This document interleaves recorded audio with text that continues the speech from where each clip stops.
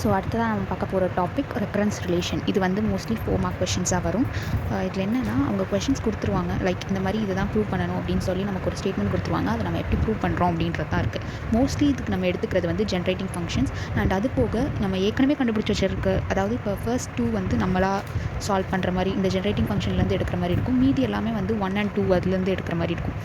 Okay, so first sum வந்து npn is equal to 2n minus 1 into xpn minus 1 minus n minus 1 into pn minus 2.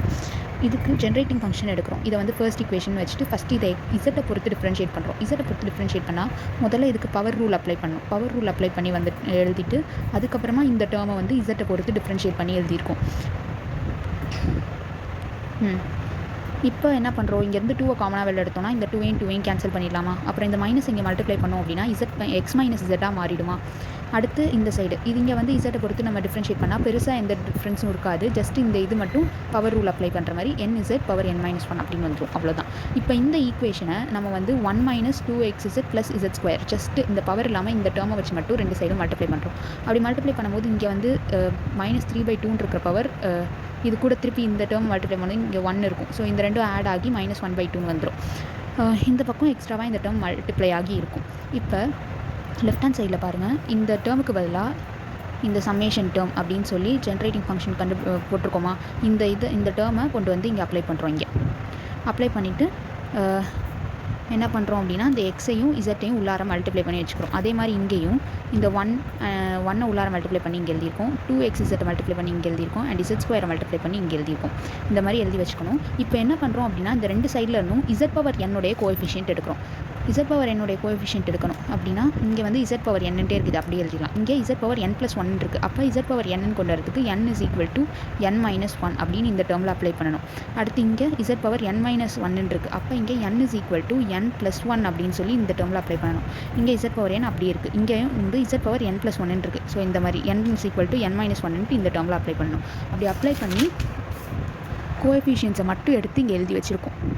எழுதி வச்சுட்டு நம்ம என்ன பண்ணியிருக்கோம் அப்படின்னா இந்த n+1 p suffix n+1 of எக்ஸ்ன்றதை மட்டும் லெஃப்ட் ஹேண்ட் சைடில் வச்சுட்டு இது எல்லாத்தையும் ரைட் ஹேண்ட் சைட் கொண்டு வந்துட்டு கேன்சல் ஆகிற டேர்ம்ஸ் பார்க்குறோம். இங்கே -pn minus 1 ஆஃப் எக்ஸ்ன்னு இருக்குது, இங்கே -n-1 into அப்படின்னு இருக்கும். இந்த n-ஐயும் இங்கே 1-ஐயும் இது கூட மல்டிப்ளை பண்ணி பார்க்கும்போது இந்த டேர்மும் இந்த 1ஓட இதை மல்டிப்ளை பண்ணுறதும் கேன்சல் ஆகி நமக்கு -n-pn-1 அப்படின்ட்டு மட்டும் வரும்.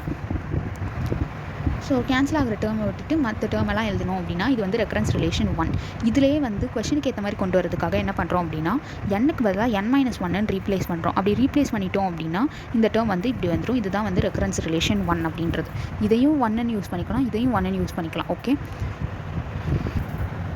அடுத்தது second one, npn is equal to x into p dash of n minus p dash of n minus 1. இதுலேயே நம்ம ஜென்ரேட்டிங் ஃபங்க்ஷன் தான் யூஸ் பண்ணியிருக்கோம். இதை வந்து ஃபர்ஸ்ட் ஈக்குவேஷன் எடுத்துகிட்டு ஃபஸ்ட்டு இதை இசட்டை பொறுத்து டிஃப்ரென்ஷியேட் பண்ணி வச்சுருக்கோம். அடுத்து திருப்பி இந்த ஃபர்ஸ்ட் ஈக்குவேஷனை எக்ஸை பொறுத்து டிஃப்ரென்ஷியேட் பண்ணி இங்கே வச்சுருக்கோம். அப்படி டிஃப்ரென்ஷியேட் பண்ணியுமே இது கேன்சல் ஆகிற டேர்ம்ஸ் எல்லாம் கேன்சல் பண்ணி வச்சுட்டு பார்த்தோம் அப்படின்னா z into 1 minus 2xz plus z square power -3/2 அப்படின்னு கிடைக்கும். இப்போ என்ன பண்ணுறோம் அப்படின்னா இந்த ஈக்குவேஷனில் ரெண்டு சைடுமே x minus z மல்டிப்ளை பண்ணுறோம். அப்படி மல்டிப்ளை பண்ணும்போது நமக்கு இப்படி கிடைக்கும் டேர்ம்ஸ். இப்போ இந்த இதை பாருங்களேன், இங்கே வந்து 2 இங்கேருந்து காமனாக எடுத்தோம் அப்படின்னா இந்த 2 அந்த 2 கேன்சல் ஆகுமா? இந்த மைனஸ் இங்கே கொண்டு வந்துட்டோம் அப்படின்னா x minus z அப்படின்னு சொல்லிட்டு இந்த டேர்ம் அப்படியே வருமா? இந்த டேர்மை பாருங்கள், அப்படியே இந்த டேர்மை பாருங்கள், ரெண்டும் ஈக்குவலாக இருக்கா? ஸோ என்ன பண்ணுறோம் அப்படின்னா இந்த டேர்முக்கு பதிலாக இந்த சம்மேஷன் டேர்மை நம்ம சப்ஸ்டியூட் பண்ணுறோம். சப்ஸ்டியூட் பண்ணிவிட்டு அதே மாதிரி coefficient of Z power n எடுக்கிறோம். ஸோ இங்கே வந்து இதில் மட்டும்தான் இசட் பவர் n அப்படியே இருக்குது. இங்கே வந்து n-க்கு பதிலாக n+1 போடணும். இந்த டேர்மில் n-க்கு பதிலாக n-1 போடணும். போட்டோம் அப்படின்னா நமக்கு coefficient of Z power n கிடச்சிடும். இதுதான் வந்து second reference relation. Okay, third one பாருங்கள். தேர்ட் ஒன் பார்த்தோம் அப்படின்னா பை ரெஃபரன்ஸ் ரிலேஷன் இந்த தேர்ட் ஒனுக்கு வந்து கொடுத்துருக்குற கொஷனை வந்து பாருங்கள், 2n+1 pn p dash of n+1 minus p dash of n-1 இருக்குது. இது வந்து பார்த்தீங்க அப்படின்னா இந்த டேர்ம்ஸ் எல்லாமே இங்கே இருக்குதா, pn+1 pn-1 pn. இது என்னது ஃபர்ஸ்ட் ரெஃபரன்ஸ் ரிலேஷன். ஸோ அதனால் ஃபர்ஸ்ட் ரெஃபரன்ஸ் ரிலேஷன் எடுத்துக்கிறோம். அதை வந்து இங்கே நம்ம ஃபைனலாக கன்க்ளூட் பண்ணுறதுக்கு முன்னாடி இருக்கிற இந்த டேர்ம்ஸை தான் எடுத்து எழுதிக்கிறோம். ஸோ அதை எழுதிட்டு இதை வந்து எக்ஸை பொறுத்து டிஃப்ரென்ஷியேட் பண்ணுறோம். அப்படி டிஃப்ரென்ஷியேட் பண்ணும்போது எக்ஸை பொறுத்து பண்ணுறதுனாலையும் இங்கே மல்டிப்ளிகேஷனில் இருக்குது இல்லையா, அதனாலையும் நம்ம என்ன பண்ணுறோம் அப்படின்னா இந்த எக்ஸு வந்து யூன்னு எடுத்துக்கிறோம். சாரி எக்ஸில் 2n + 1 × x இது மொத்தமாக எடுத்துக்கிறாங்க, யூன்னு எடுத்துக்கிறோம். pn of x வந்து bன்னு எடுத்துக்கிறோம். இதை எடுத்துகிட்டு டிஃப்ரென்ஷியேட் பண்ணுறோம், யூவி மெத்தடில் டிஃப்ரென்ஷியேட் பண்ணுறோம். இந்த சைடில் வந்து ஜஸ்ட் சிம்பிளாக pn + 1 of xன்றது p -n + 1 of xன்னு வரும்.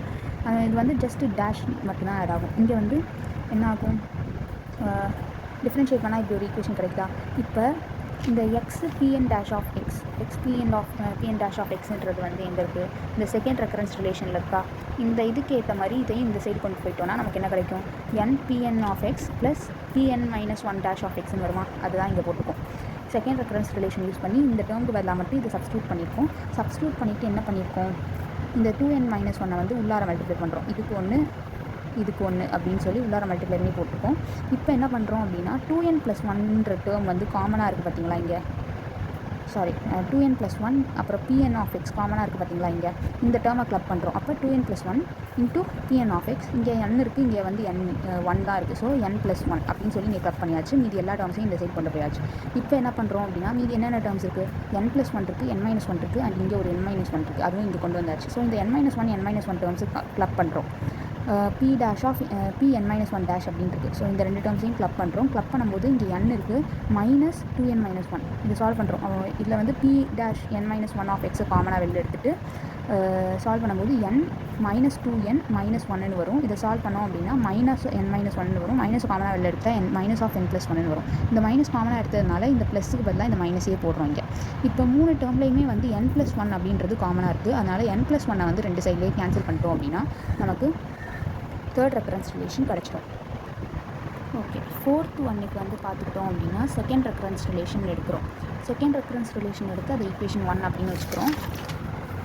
அதுக்கப்புறமா தேர்ட் ரெஃபரன்ஸ் ரிலேஷனையும் எடுக்கிறோம். இப்போ என்ன பண்ணுறோம் அப்படின்னா தேர்ட் ரெஃபரன்ஸ் ரிலேஷனையும் செகண்ட் ரெஃபரன்ஸ் ரிலேஷனையும் சப்ராக்ட் பண்ணுறோம். சப்ராக்ட் பண்ணோம் அப்படின்னா நமக்கு வந்து இந்த மாதிரி கிடைக்கும். என்ன ஆகும் சப்ராக்ட் பண்ணோம் அப்படின்னா இங்கே என்ன இருக்குது, npn of x இருக்குது, இங்கே வந்து 2n + 1 pn of xன்னு இருக்குது. அதாவது npn of x - 2n + 1 pn of x அப்படின்றது. இங்கே வந்து pn of x காமனாக வெளில எடுத்துட்டோம் அப்படின்னா n - 2n - 1 நம்ம போன சம்மில் பார்த்த மாதிரி வரும். அப்போ -n + 1 × pn of xன்னு சொன்னேன்னா அந்த மாதிரி போட்டாச்சு. அடுத்த டேர்ம் பாருங்கள், x × pn dash of xன்னு இருக்குது. இங்கே வந்து pn dash of x இல்லை, அது அப்படியே போட்டுடலாம், பிரச்சனை இல்லை. அடுத்தது -pn - 1 dash of xன்னு இருக்குது.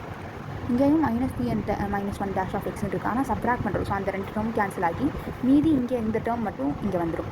ஸோ இப்போ என்ன பண்ணுறோம், இந்த மைனஸ் இந்த சைடு கொண்டு போனோம் அப்படின்னா சிம்பிள்ஸ் டேர்ம்ஸ் எக்ஸ்சேஞ்ச் ஆகும். அதுக்கப்புறமா n-க்கு பதிலாக n - 1 ரீப்ளேஸ் பண்ணோம் அப்படின்னா நமக்கு இந்த ஈக்குவேஷனும் கிடச்சிடும். அடுத்தது ஃபிஃப்த் ஒன்னை பொறுத்த வரைக்கும் செகண்ட் ரெஃபரன்ஸ் ஃபார்முலாவும் இந்த ஃபோர்த் ரெஃபரன்ஸ் ஃபார்முலாவும் எடுத்துக்கிறோம். இப்போ வந்து செகண்ட் ரெஃபரன்ஸ் ஃபார்முலாவில் என்ன பண்ணுறோம் அப்படின்னா எக்ஸை வச்சு எல்லா டேர்ம்ஸையும் மல்டிப்ளை பண்ணுறோம். எக்ஸை வச்சு மல்டிப்ளை பண்ணிவிட்டு அதுக்கப்புறமா அது தேர்ட் ஈக்குவேஷன் எடுத்துகிட்டு இப்போ இந்த தேர்ட் ஈக்குவேஷனையும் இந்த ஃபோர்த் ரெஃபரன்ஸ் ஃபார்முலாவையும் சப்ராக்ட் பண்ணுறோம். சப்ராக்ட் பண்ணும்போது என்ன ஆகும் அப்படின்னா ஃபஸ்ட்டு இதை 3 - 2. ஸோ ஃபஸ்ட்டு இந்த டேர்ம் அப்படியே வந்துடும். அதுக்கப்புறம் மைனஸ் இந்த டேர்ம் போட்டாச்சு.